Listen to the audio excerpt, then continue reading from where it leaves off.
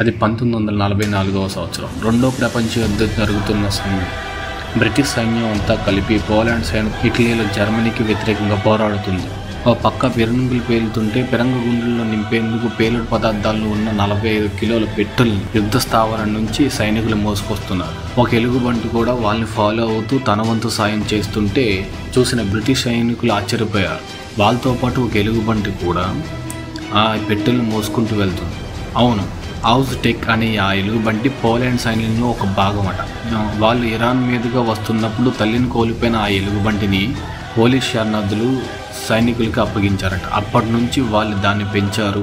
సైనికులు యుద్ధంలో ఉండగానే అది పెద్దవుతూ వచ్చింది. అంతేకాదు ఈ ఔజ్టెక్ ఎలుగుబంటి సైనికులను అనుకరిస్తూ సెల్యూట్కి చేయడం, వస్తువులను మోసుకురావడం, గ్రానైట్లు వేసడం కూడా నేర్చుకుంది. పేలుడు పదార్థాలు ఉన్న పెట్టెలను తెచ్చేటప్పుడు ఎప్పుడూ కూడా అది కింద పడేలేదట. ఒకసారి అర్ధరాత్రి సైనిక క్యాంపుల్లోకి చొరబడిన గూఢచారిని కూడా గుర్తించి పట్టించింది. అన్నిటికీ మించి ఏళ్ల తరబడి కుటుంబాలకు దూరంగా ఉన్న సైనికుల్ని ఆత్మీయురాలి మాదిరిగా పలకరించారు. ఇలా ఎన్నో సేవలు అందించిన ఎలుగుబంటికి పోలాండ్తో పాటు బ్రిటన్లో చాలా చోట్ల స్మారక చిహ్నాలు ఏర్పరిచారు. ఈ ఔజ్టెక్ ఎలుగుబంటి గురించి ఈ మధ్య కొన్ని డాక్యుమెంటరీ మూవీస్ కూడా వచ్చాయి.